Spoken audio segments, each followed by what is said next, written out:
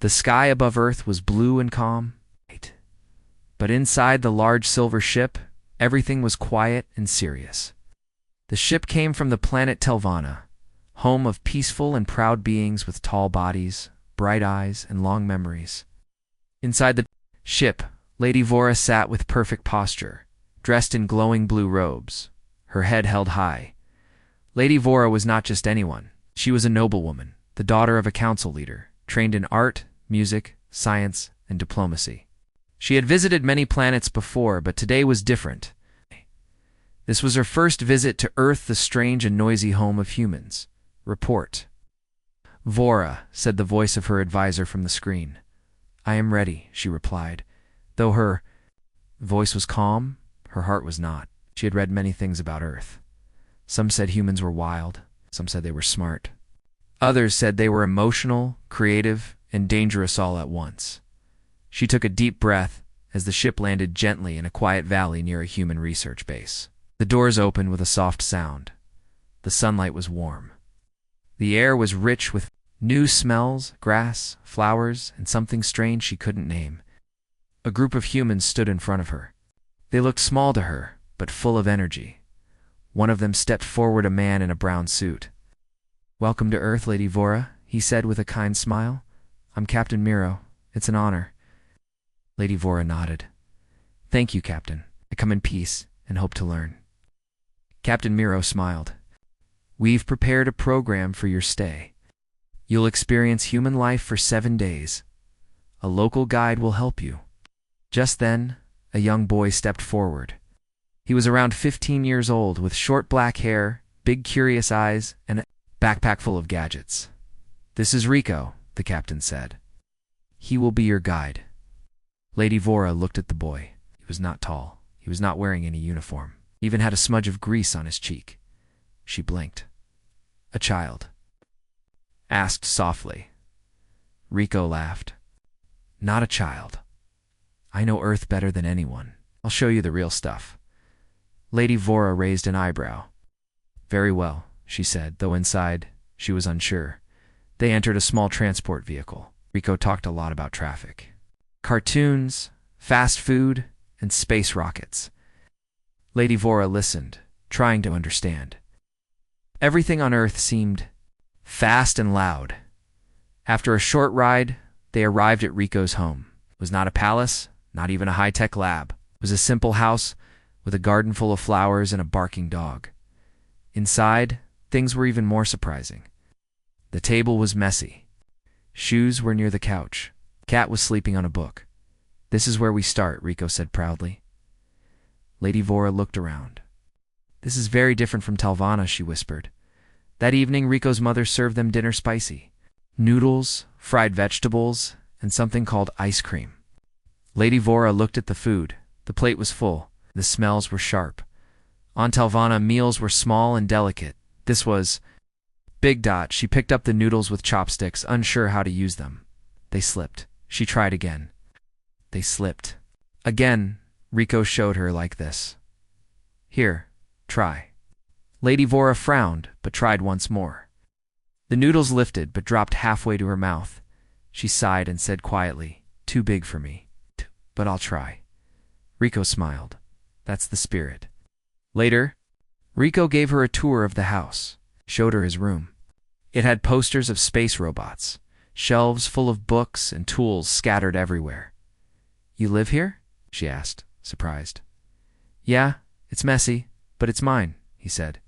Picking up a tiny robot he built himself, Vora looked at it closely. On Telvana, such machines are made in factories by experts. Well, here we try building things ourselves, Rico said with a grin, even if it's hard. Lady Vora sat on the edge of the bed. She looked at the stars from the window. Earth was so different, so full of movement, so full of surprises. But something in her heart felt curious, maybe even excited. The next morning, Rico gave her Earth-style clothes, a simple jacket, pants, and sneakers.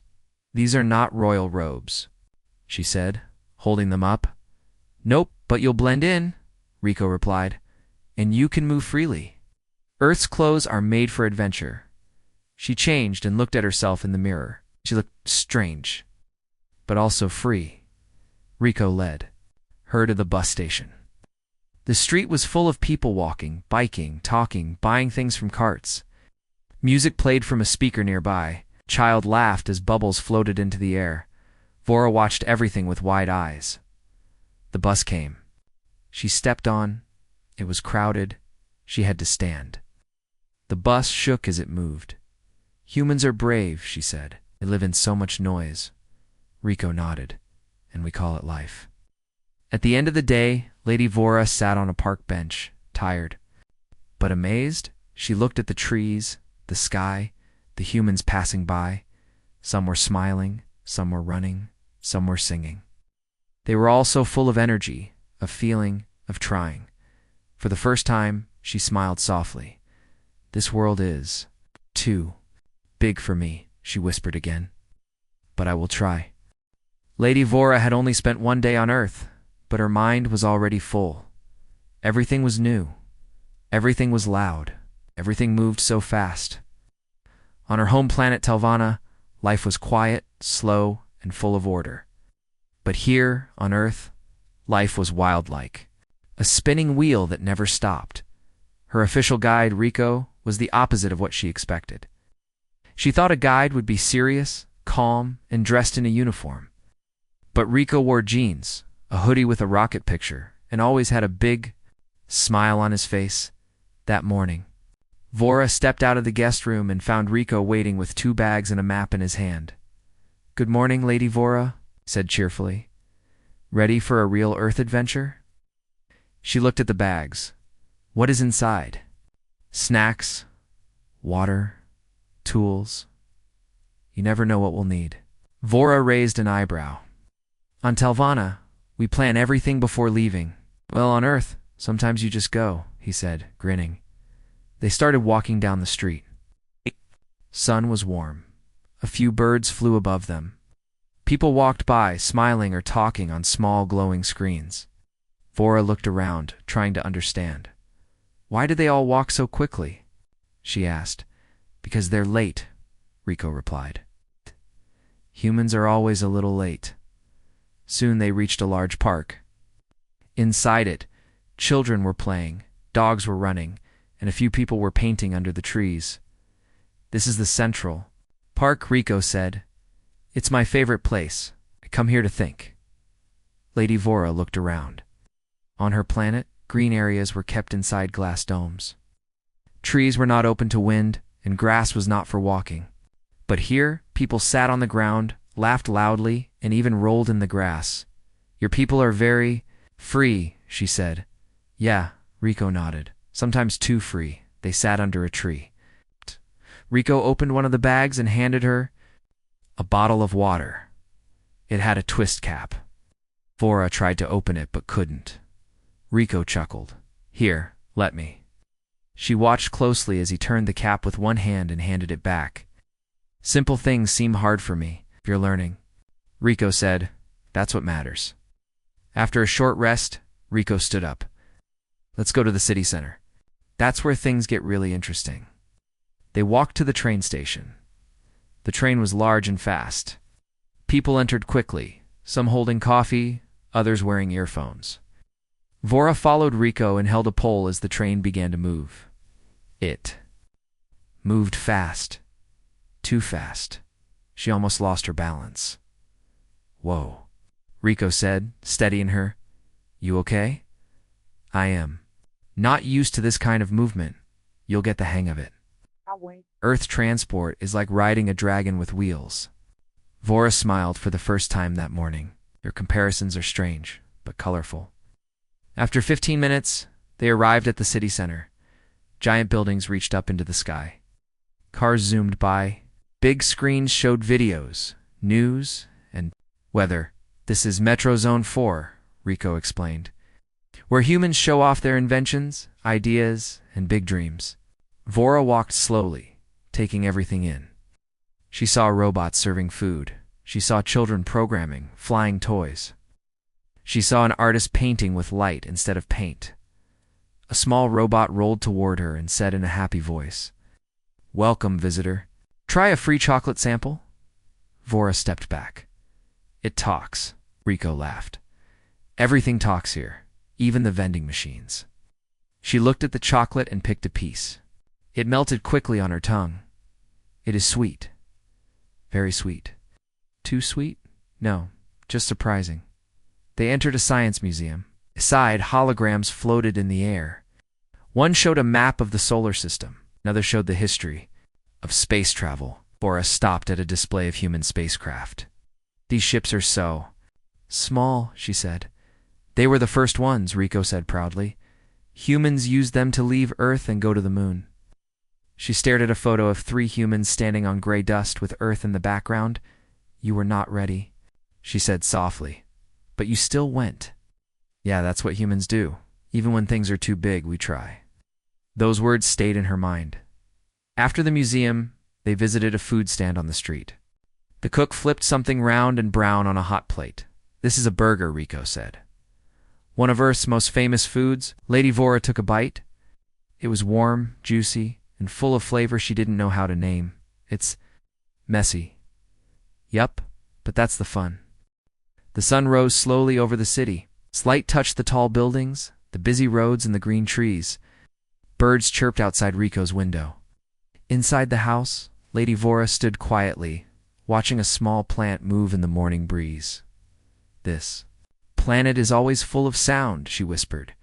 Rico came out of the kitchen holding 2 pieces of toast. Good morning, Lady Vora. Ready for today's adventure? Vora turned. Where are we going? To the Great Human Market, he said with excitement. It's not far from here. It's one of the most interesting places on Earth. You'll see art, food, music, and maybe a dancing robot. A dancing robot, she asked, raising one eyebrow. You'll see, Rico said, smiling. After breakfast, they walked through the streets. It was a beautiful day. The wind was gentle. The sky was clear. The city was already alive with people moving, talking, selling, and buying. Soon they reached a large open area. Tents of every color stood side by side. Flags waved in the air. Voices filled the space, calling out prices and greetings. Music played from different corners. Children laughed and ran with balloons. This, Rico said, spreading his arms wide, is the Earth Market. Call it the Great Human Market because it shows what people can make, cook, and imagine. Lady Vora's eyes widened. Had never seen anything like it. On Talvana, markets were silent, clean, and carefully arranged. This was the opposite, colorful, loud, and full of surprises. A woman was selling glass bottles that glowed in the dark. A man sold small paintings. Of space animals, a child offered handmade bracelets made from old wires. What is this place? Vora asked. A trading center? A celebration? Both, Rico said. It's a little bit of everything. They walked slowly through the rows. A food cart sold something hot and crispy called pakora. Rico bought some and offered one to her. She took a bite. The flavors exploded in her mouth, spicy, salty, crunchy, and warm. It is too strong, she said, eyes wide. But I like it. They passed a stand where a woman painted faces with glowing colors. Would you like one? Rico asked. Lady Vora shook her head. My people do not paint their faces. But here it's for fun. She paused, then sat down. The woman smiled and gently painted a star on her cheek. Vora looked into a mirror. The glowing star sparkled in the light. I look strange, she said softly. You look cool, Rico replied. Next. They reached a stage where a group of teenagers played music using strange instruments. One used drums made from plastic cans. Another played a guitar with only 3 strings. But the sound was beautiful, strong, fast, and full of life. People began dancing. Even the robots joined in. A small robot spun in circles, lights blinking as it moved. Vora watched with wide eyes. She had never seen such joy. Why do they dance? Like that? She asked. No reason. Just because it feels good? Rico said, nodding to the beat. Vora tapped her fingers. Her foot moved. The next morning, sunlight entered the window gently. Lady Vora stood quietly, brushing her long silver hair. Her face was calm, but her mind was full. She kept thinking about the market, the colors, the people, the music, and how it all felt. alive. She remembered how she danced, fixed the machine, and made people smile. That memory made her feel warm inside. Rico knocked at her door. "Good morning, Lady Vora," he called out. "Today is school day."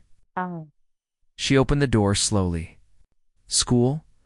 I have already completed my education." "This is not your school," Rico smiled. "It's a human school. You'll love it." She looked unsure. "What do humans teach in their schools?" "A bit of everything," Rico said. "But the best part is what they learn beyond the books." The school was in the middle of a neighborhood near a park and a library. It had red walls, tall windows, and a large playground filled with laughter. Children ran around, playing with balls and chasing each other. Some sat on benches reading books or building things with blocks. Lady Vora stepped inside with Rico. She saw colorful posters on the walls, planets, science charts, kind words, and drawings made by students. They entered a classroom. Children between 10 and 12 years old sat at desks, talking with each other. When they saw Lady Vora, they stared in surprise. "She from space?" one boy whispered. "She's beautiful," said a girl with glasses. Rico cleared his throat and smiled. "Everyone, this is Lady Vora. She is our guest from another planet. Be nice." The teacher, Ms. Hannah, greeted Vora with a warm smile. "You are most welcome here. Would you like to say something to the class?" Lady Vora nodded. She stood. In front of the room, "Greetings. I come from a planet named Telvana. I have studied stars, science, and music. But now I am here to learn something new, ... from all of you." After introductions, the class continued. With a science project, topic was how to create simple machines using recycled materials. The children were placed in small teams. Vora walked around with Rico, watching them work. One group was using paper rolls and strings to build a pulley. Another group used plastic spoons to create a tiny catapult. Vora stopped at a table where a quiet girl with short hair was working alone. She was building a small walking robot from used wires, batteries, and toy parts. "What is your name?" Vora asked gently. "Luma," the girl replied softly. "I like making things." Vora bent down to look at the robot. "This is impressive. You built it from waste?" Luma nodded. "I didn't have new parts. I wanted to try," Vora smiled. "On my planet, most people wait for perfect tools before starting. But you began with what you had, that is, ... special." The girl looked up with a small smile. "Sometimes trying is more important than waiting." Vora nodded. "Yes, I am learning that." During lunch break, Vora sat under a tree with Rico and a few students. The children asked many questions. "Do you eat pizza on your planet? Can you fly a spaceship? Are your buildings made of gold?" Vora answered with patience and kindness. "No pizza, but we have floating fruit cakes. Yes, I can. Fly a small ship. And no, our buildings are made of crystal, not gold." The children listened closely, their eyes wide with wonder. Then one boy asked, "Do your people ever feel scared?" Vora paused. "We try to hide fear. But yes, sometimes. We do, especially when we face something too big." Rico smiled and added, "But Lady Vora is trying Earth life, even if it feels too big sometimes." The children clapped again. In the afternoon, the students gave short presentations about their projects. Luma showed her walking robot. Moved slowly across the table. Everyone cheered. Vora clapped the loudest. She looked at Luma with pride. "You created something from almost nothing. You did not wait for perfect tools. You made your own path." The teacher turned to Vora. "What do you think of our school?" Vora replied, "I came here to observe, but today I learned more than I expected." She stood up and faced the class. "I once believed that true knowledge comes from order, quiet, and perfect planning. But now I see that true learning also comes from trying, from mistakes, from teamwork, and from small hands with big dreams." On the way home, the sky turned orange. The clouds floated slowly. Lady Vora walked quietly beside Rico. He looked up at her. "So is school boring?" She shook her head. "No, it was. It's powerful. I thought children only learn from adults. What? But today I learned from a child. Ask ChatGPT. The next day began with soft rain tapping gently on the windows. Lady Vora stood near the glass, watching the drops race down. The sky was gray, but the city still moved cars past. People walked with umbrellas, and children splashed in puddles. Rico entered the room, holding a folded flyer. His shoes were wet, and he was smiling. "Big news," he said. Lady Vora turned toward him. "What happened?" "There's a tech fair in the city today. It's a huge event where humans show their inventions, ideas, and smart machines. And guess what? There's a challenge." "A challenge?" she asked. "Yes," Rico said, unfolding the flyer. "They bring a special AI puzzle machine every year. Scientists, engineers, and students try to solve it, but very few succeed." Vora looked at the paper. On it was a picture of a large silver cube with glowing lines and small lights. Below it were the words, "Can you outsmart the future?" "I do not like contests," Vora said calmly. "We do not compete on Telvana," Rico laughed. "This is more than a contest. It's a test of learning, patience, and thinking. I believe you can do it." She looked at him, then at the flyer. "Very well, I will go and see." The tech fair was held inside a glass dome near the science district. Hundreds of people were their students with tiny robots, inventors with solar machines, and artists showing 3D printed models of cities. Lady Vora walked slowly, observing everything. One group showed shoes that could charge phones while walking. Another group displayed a smart umbrella that followed the owner during rain. "This world never stops building," Vora said. "That's what we do," Rico replied. "We build, break, and build again." They reached the center of the dome where a circle of people had gathered around the AI puzzle machine. It was a large silver cube, about the size of a table. It had glowing symbols, touch panels, and tiny moving parts. A voice on a speaker said, "Welcome to the Brainbox Challenge.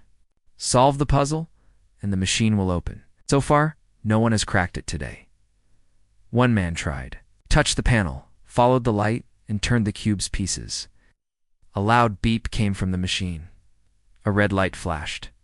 "Try again," the voice said. Then a woman stepped forward. She moved quickly and focused, but after 2 minutes the machine again beeped and rejected her solution. Rico turned to Lady Vora.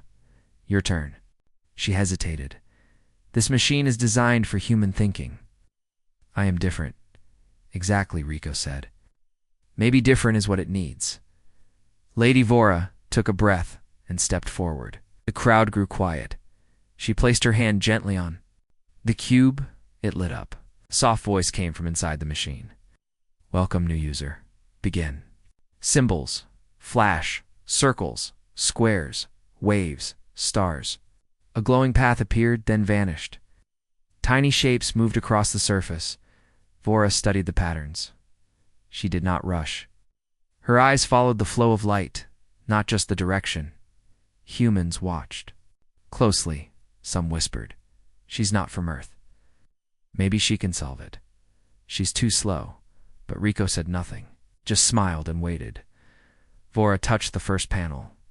It turned green, then another. A line of light flowed across the cube.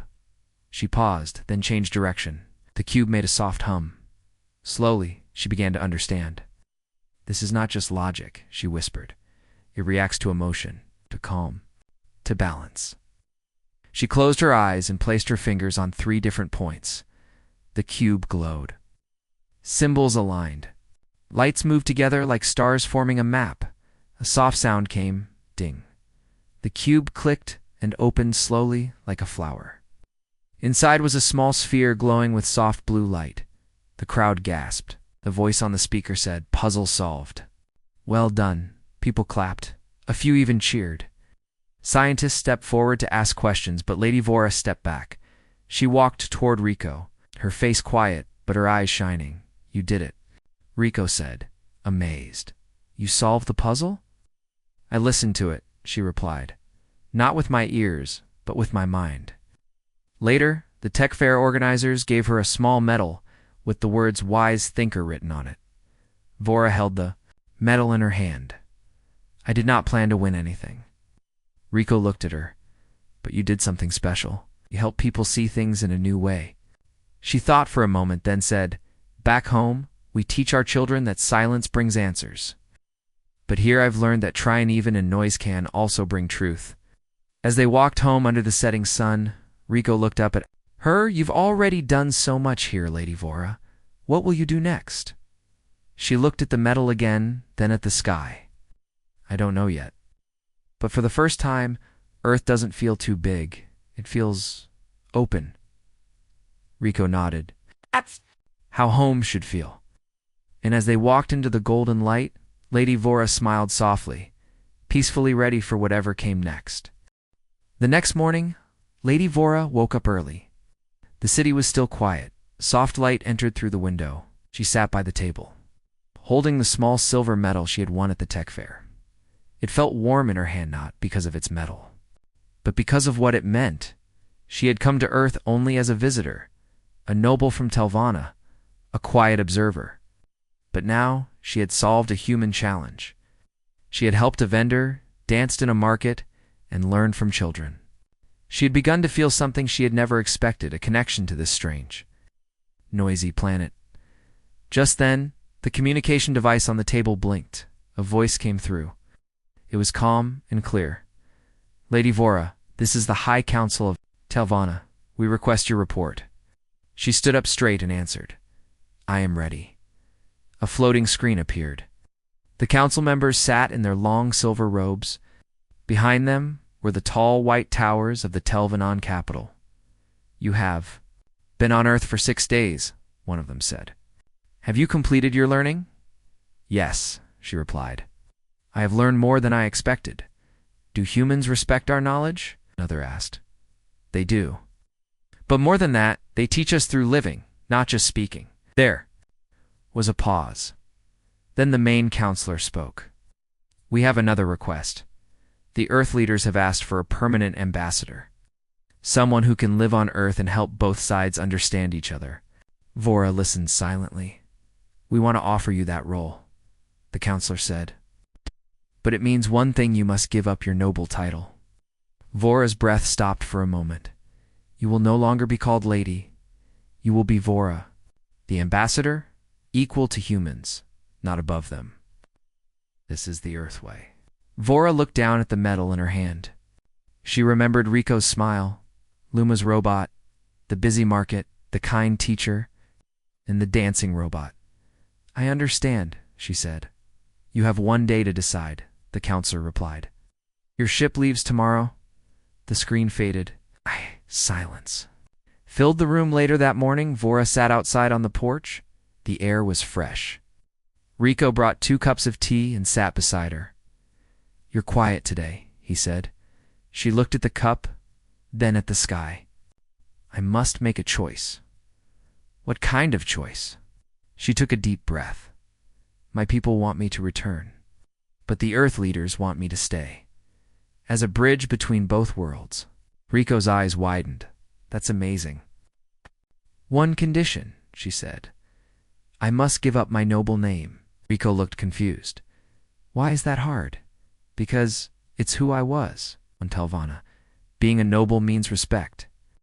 It means history, tradition, honor, and on Earth, Rico asked, here people respect each other by trying, by helping, by being kind. Not because of title, Rico nodded. You've already done those things. She smiled sadly.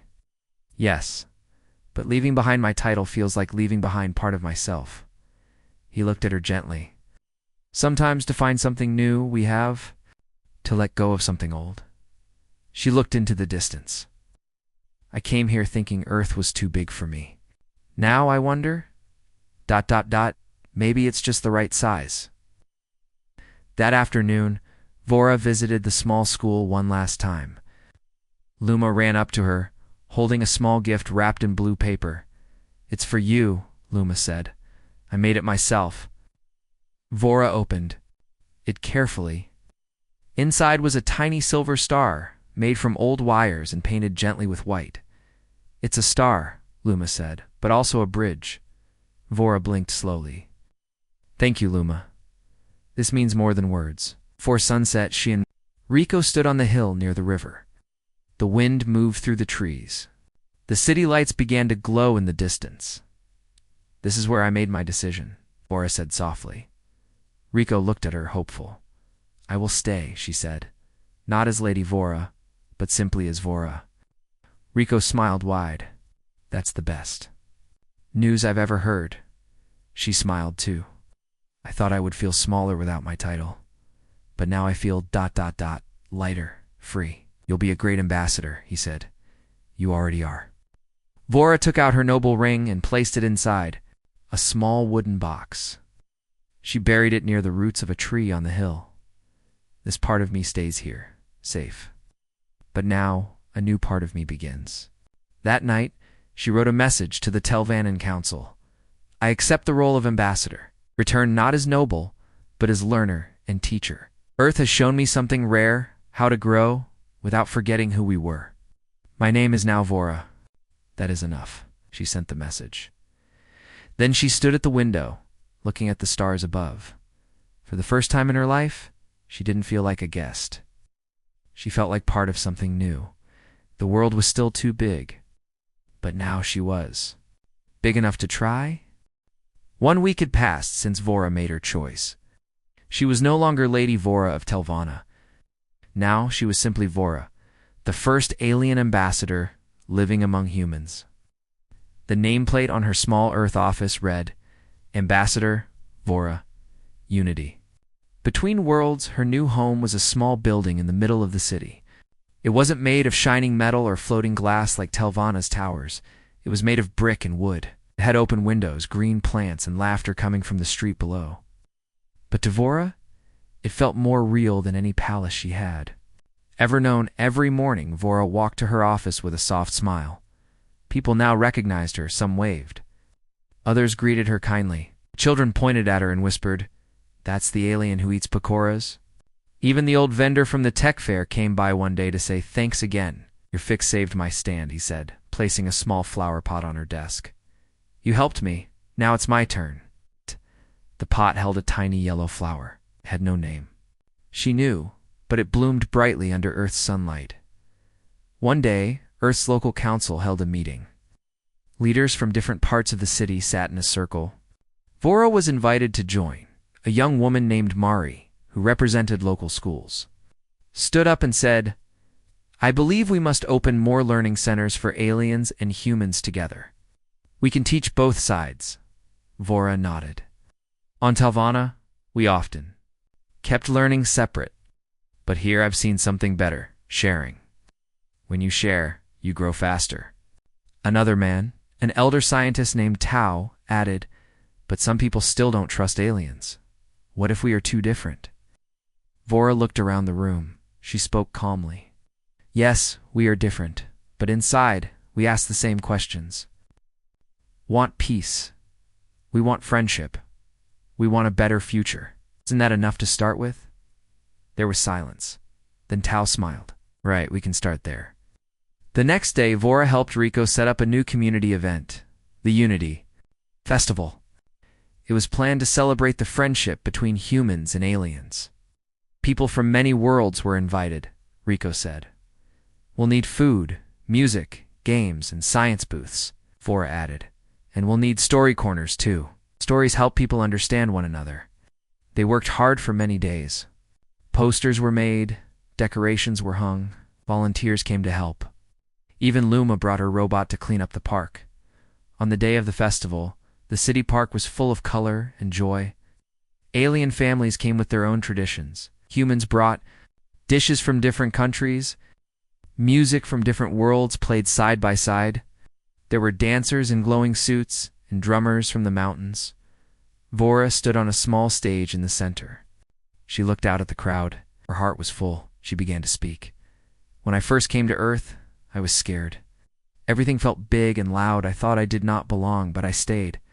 I listened. I helped. I learned. I found something strong. Bridge between two worlds. This bridge is not made from stone or metal. It is made from kindness, effort, and understanding. I am not special because I came from the stars. I am special because I tried, and so can you. The crowd clapped warmly. Some people stood. Children cheered. Others held hands with friends from different planets. The moment was simple, but powerful as the sun began to set. Rico and Vora sat near the fountain. Lights from the festival danced in the water. You did it, Rico said. You became the bridge. Vora smiled gently. I didn't do it alone. You walked with me. He laughed. I just showed you where to buy good tea and how to enjoy the market. That was enough, she said. Sometimes small help makes big change. Luma ran over and handed Vora a card. It had a star drawn in the corner and words written. In a child's handwriting, thank you for trying. Vora held the card close. This, she said, is my greatest gift. That night, as stars filled the sky, Vora looked upward from her small balcony. She saw Telvanna star far away, a place she once called home. And now she looked at Earth below her, a place that had welcomed her with open arms. She whispered, to the sky, I thought it was too big for me, but I tried. And now it fits. Her eyes closed. Peace filled her heart. The stars twinkled above. The earth smiled below, and the bridge between them stood strong.